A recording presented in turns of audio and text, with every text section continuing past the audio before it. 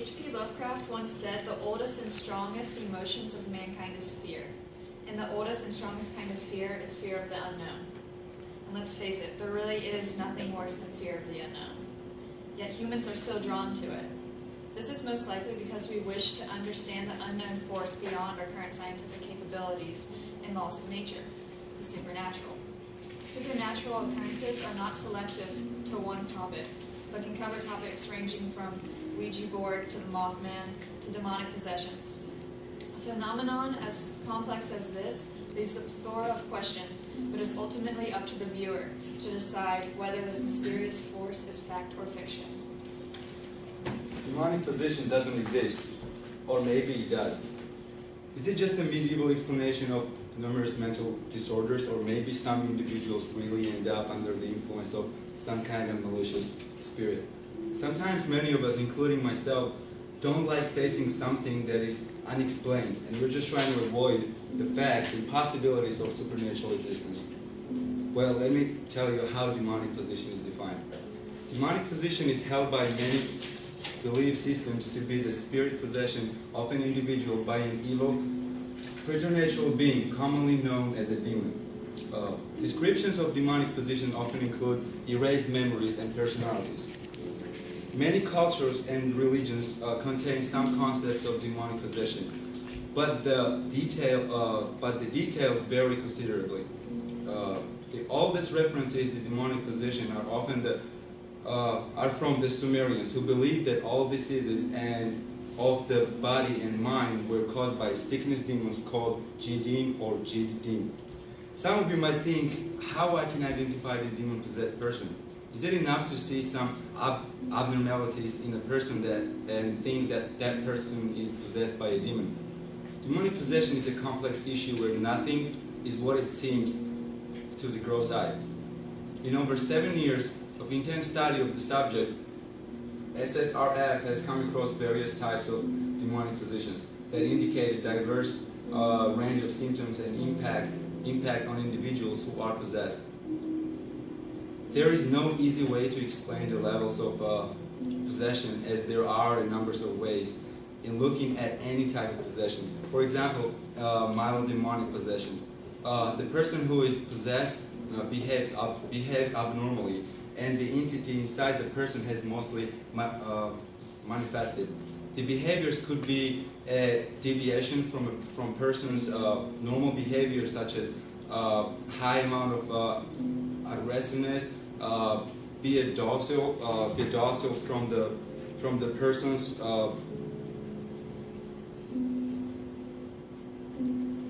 from a docile person, hysterical lover, talking gibberish, and etc. It is also possible to decide intellectually that a person's symptoms are due to demonic possession when they subside with spiritual remedies. For example, if the abnormal behavior comes down in the premises of temple or church, or by drinking or sprinkling holy water. I'm about to show you the video, which was caught by a CCTV at a convenience store, and this person could be possessed by a demon.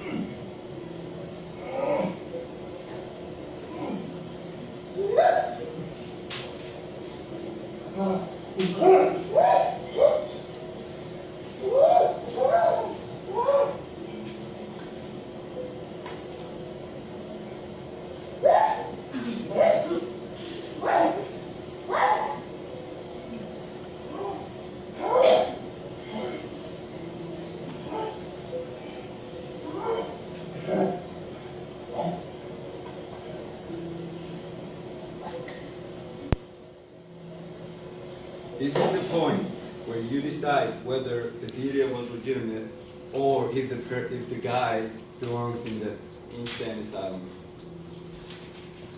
Speaking of crazy people and insane asylums, I'm sure this guy had a private room there. Insane asylums were created to take the mentally ill off the streets, and actually these asylums were prisons and not treatment centers. They were filthy and dark, and the inmates were chained to the walls. These mentally ill people were treated more like animals than human beings. Some of the early treatments in trying to cure the mentally ill were really just forms of torture. In the early 19th century, English asylums used a rotating device in which the patients were whirled around at a high speed. And as late as the end of the 19th century, there was a treatment that swung the patient around while he was in a harness to calm the nerves. Another early treatment consisted of branding a patient's head with a red-hot iron. This was supposed to bring him to his senses. Some facilities instituted practices such as shock therapy treatment, full frontal lobe lobotomies, and physical beatings.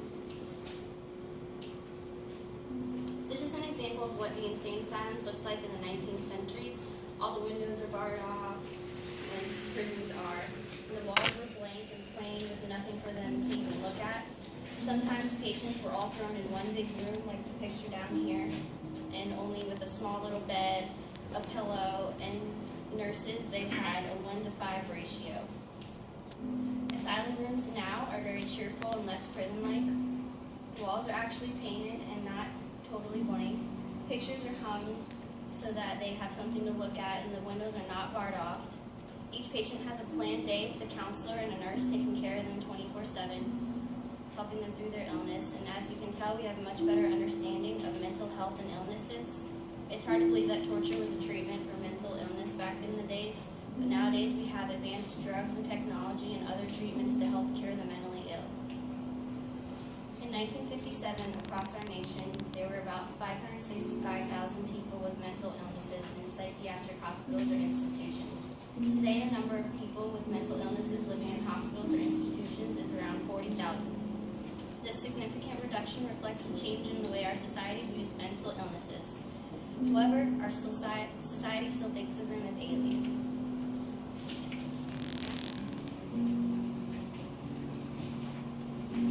So most of us, wonder about the existence of extraterrestrial beings.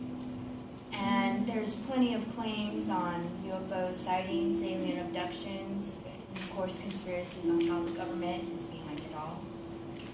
One of the more popular stories is the Roswell UFO incident. In July of 1947, an airborne object crashed on a ranch in the Roswell region of New Mexico. And people aim to believe that the objects were alien in nature, but the U.S. Armed Forces claim that the debris was from a high-altitude surveillance balloon that belonged to a top-secret program called Mogul. Even after the explanation, RAF captures flying saucer on ranch in Roswell region, published and headlined in the Roswell Daily Record for almost July 8, 1947. And to refute the published article, a press conference was held by the Roswell Army Airfield, which is the RAF, in which they presented to the public debris like foil, rubber, and wood, which was evidence that it really was a weather balloon, as they reported. And luckily for them, it hushed the conspiracies for about 30 years, practically. Another central component to UFO folklore is Area 51 of Southern Nevada. This is another alienated government location said to be home to classified aircraft and weapons development by the U.S. Air Force. It's formally known, according to the CIA, as the Nevada Testing and Training Range, but it's more well known to the public as Groom Lake or Homey Airport. And the purpose of the base is publicly really unknown, so there's no evidence that alien activity occurs there, but there's intense secrecy on the goings-on, which leads people to believe that they're hiding something, of course. And the main allegations against them are the study of material recovered from the Roswell incident, secret meetings with aliens, examinations of alien life forms, all the way to weather control and time travel. But not every alien encounter can be traced back to Area 51 or the southwest U.S. To the east of New Hampshire, a close encounter happened to an interracial couple in the 1960s. On September 19th of 1961, Betty and Barney Hill claimed that they were abducted while driving home from a vacation in Quebec, Canada. And their story consists of details disclosing vibrations and humanoid-looking figures and amnesia or mental block as to the whole events of what happened that night. Their story was dubbed the Hill Abduction, and it was published in a book in 1966 as The Interrupted Journey, and it got made into a movie in 1975 called The UFO Incident, which I think is kind of a big deal that their story made a book and a movie, because it said that in the early cities there were about 1,700 claimants of abductions, and later there's arguments that 5 to 6% of the general population had possibly been taken and brought back, I suppose. But is anyone really telling the truth? And are there really aliens among us, or are people just trying to make sense of their good or bad acid trips? Or are they twisting a small bit of truth, hoping to become a legend? Or maybe to be around like that of a myth?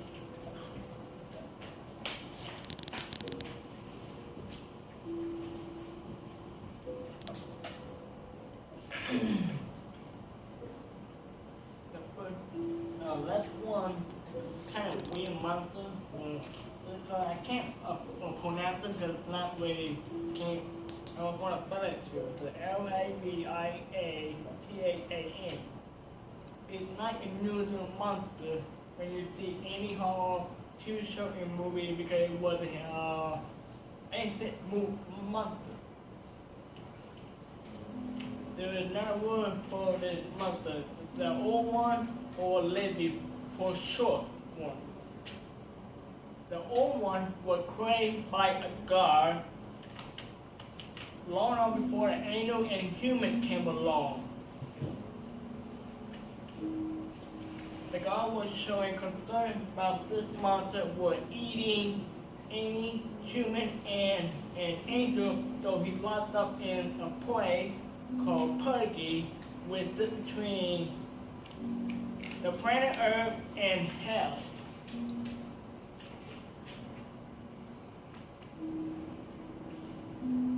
They have a new, unusual power and ability that makes them different from any other monster out there.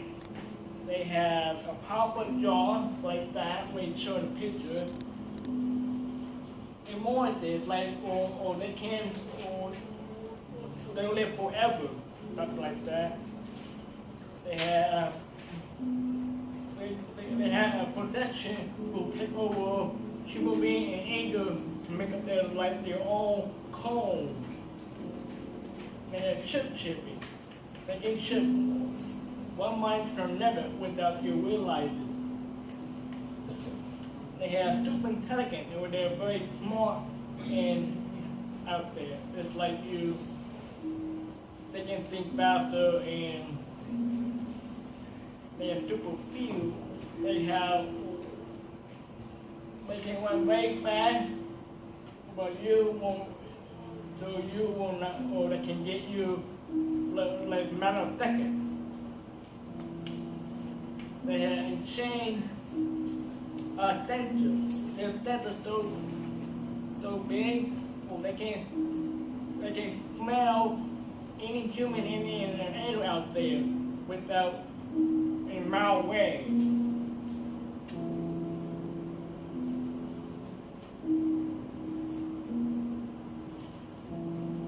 But thinking that they may are impossible to kill, to have some weakness, because like webcam, because webcam they can do medical things that make them impair their judgment and go.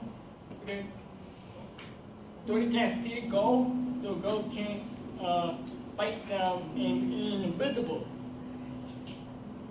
And bow tie, it's not very much you know about that, like what you think of it. And cannabis, like marijuana, and they work for marijuana. And the murder, this woman named Eve, the murder of all monsters. they put away from purgatory because in prison they learned because the God put them there for unknown reason.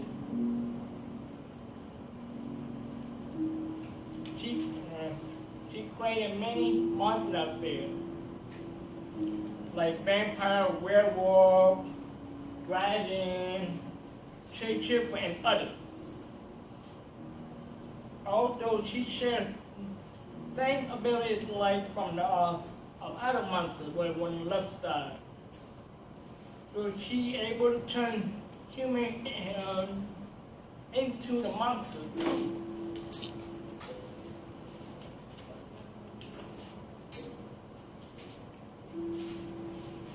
Or is a no god that doesn't want to be a king. Well, this picture, let's say, from the movie for Dark World.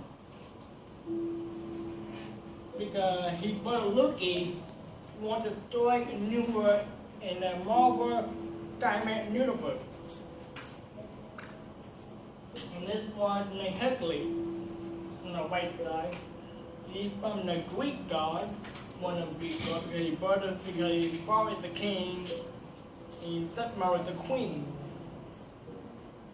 When he raised his defunct family because his stepmother hated his God, and his father never really be here for him. For when he showed his name, he always see him go up in the sky and then down to earth. One time, these two meet in Hercules, the Let's Name Journey show at the Pope. Together on an unfortunate situation because happened in his family, happened in the Trump family. I can't see that one. So, what man cannot see is Cain. You heard about the old Cain and Abel story when a long time ago? Well, Lucifer is named really the devil. Want his brother to be his puppet. So he made a deal with Lucifer to throw his soul to the devil in exchange for his brother's soul. Also, Cain gave a spectacle remark by Lucifer to be most a dangerous night of hell. And yet when his favorite weapon is the first blade. It's like such a tooth when the blade was full of tooth on it. Very nasty weapon.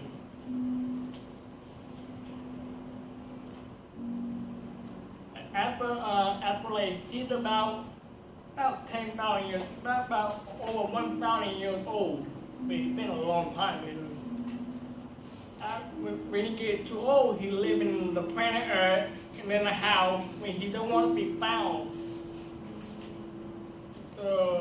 Dean Winchester, when they was a hunter and was crowded with the king of hell, they met his house for hunting down for another night of hell, Ecuador, was trying to run the hell. So he passed his mark to Dean Winchester for like long. Somehow the mark will not let him go. The mark wanted him to be killed so many times. So when Deacon wants that, so he died to accept death. So he come and let the hell, let the hell. That's it for this reason. A myth that I'm sure everyone has heard of is the ability to talk to spirits with a Ouija board. Scientists say that we have subconscious movements that trigger what people think to be messages from the dead.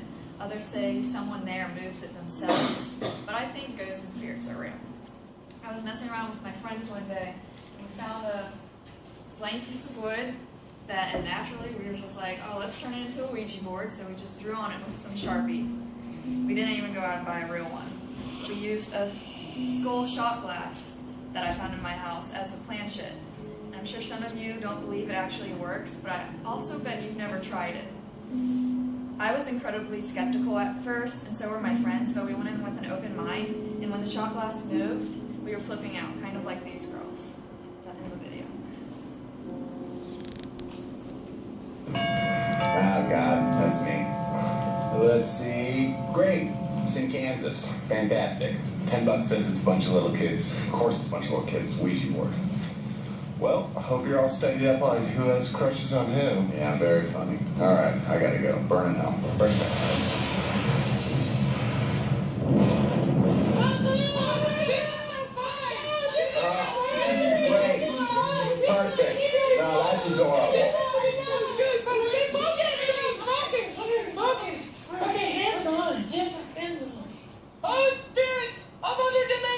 Yeah, what? We have questions for your great wisdom. Come on, spit it out. Does Bobby Flanagan have a crush on me? Come on!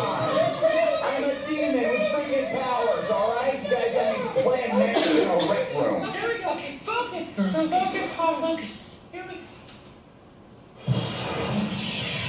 Oh, great. Perfect. This is gonna be loud. Yes.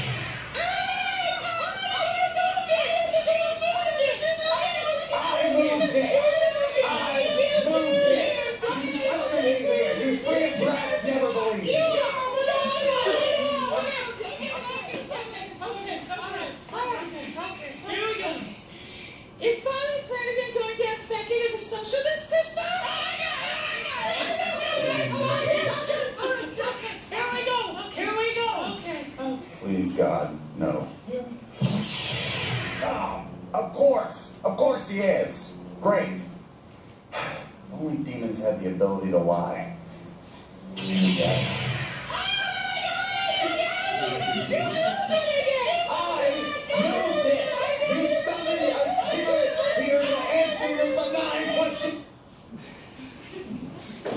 This video is obviously intended for entertainment and isn't accurate, so you never get an answer if you ask, will Bobby Flanagan ask me to the winter social?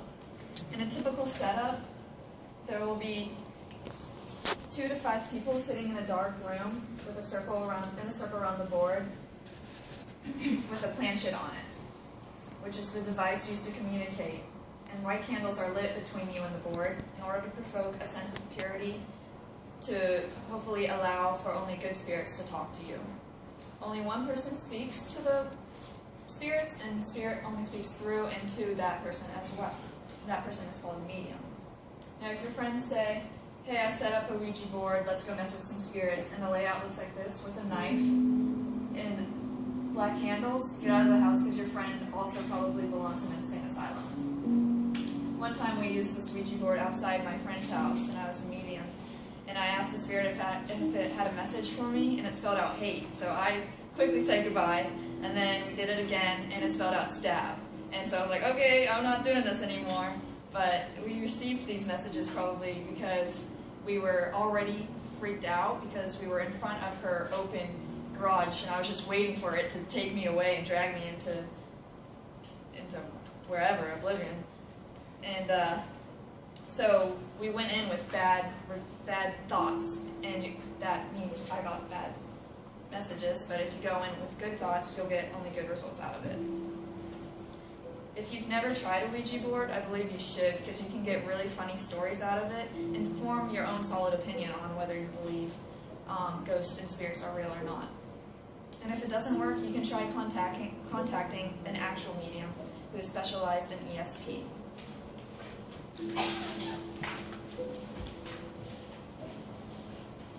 ESP, what is this paranormal phenomena in which people claim of having the ability to read minds, predict things to come true in the future, and even the sensing of events that are occurring as we speak.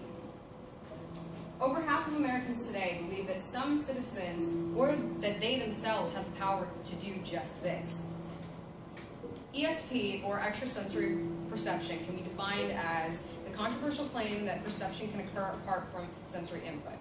Many scientists and parapsychologists will say, how could you perceive something without any sensory input whatsoever?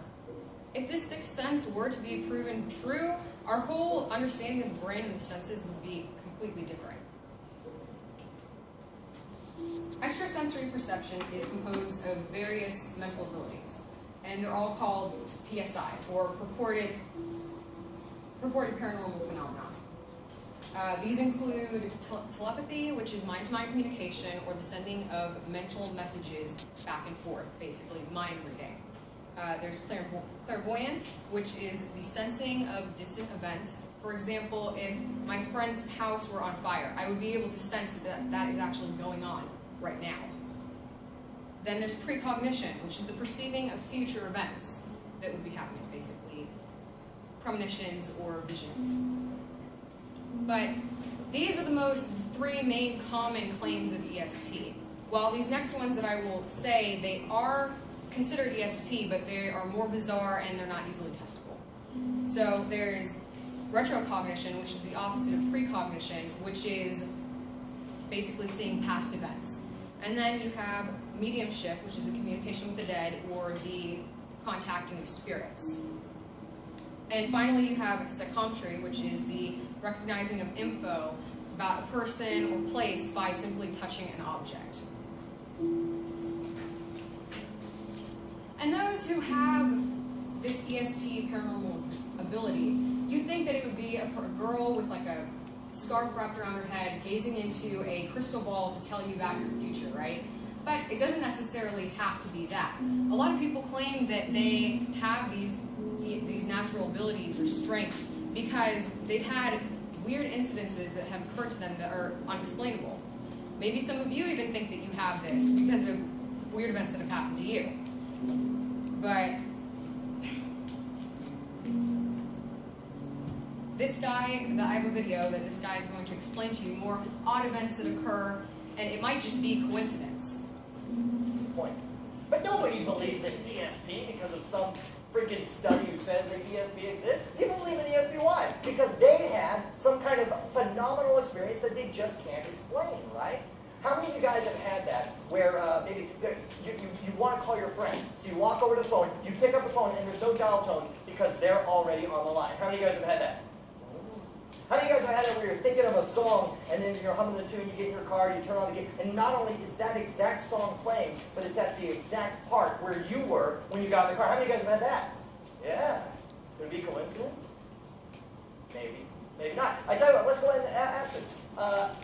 The thing is, when it comes to this, I want you to realize that very few people, outside of mathematicians, have a good intuitive understanding of probability. Probability is one of those things that is very hard to get a good, correct grasp of. And keep in mind that the odds of one coincidence, for example, the odds that tomorrow afternoon at 2:15 p.m., I'll get into my Jeep Grand Cherokee here in Arkansas, I'll turn on the radio, and it will be exactly halfway through the Humpty Dance from 1988.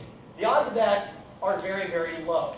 But the odds that sooner or later there's going to be some kind of coincidence that's absolutely amazing, the odds of that are actually very high. And we can test this. Let's go ahead and try that. How many of you guys would be surprised if just in the first 5 or 6 rows, 2 people here had the same birthday? Would you be surprised? A little bit surprised? But I tell you what, let's find out. How many people? We got maybe 25 people here or so. I tell you what, we'll go ahead. If you hear your birthday, we're going to call it birthdays. If you hear your birthday, raise your hand. Just stand up real quick. Mine's January 17th. What's yours? September 9th. September 19th. 19th. Look at that. Oh, you're 19. You said, wait, you're 19, you're 19, and you're 19. That's weird. So what did... So how many of you have actually had some of the things that happened that he mentioned to you? Not that many? Okay, well, some of these things, they see that it's just, okay, probability, like he stated, and what happened with the birthdays that they had. And so no one really knows what if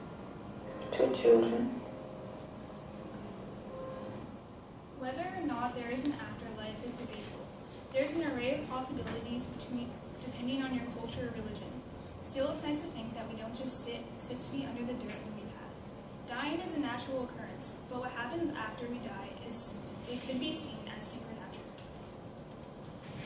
So, what is supernatural? Do these occurrences really exist? Whether talking about a supernatural being or a myth, we can't tell if these things are actually true. The truth is that there has to be more than simple human beings among us on this earth.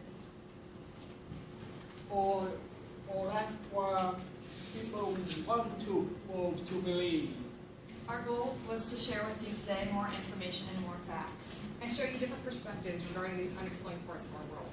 The rest is up to you to decipher for yourself.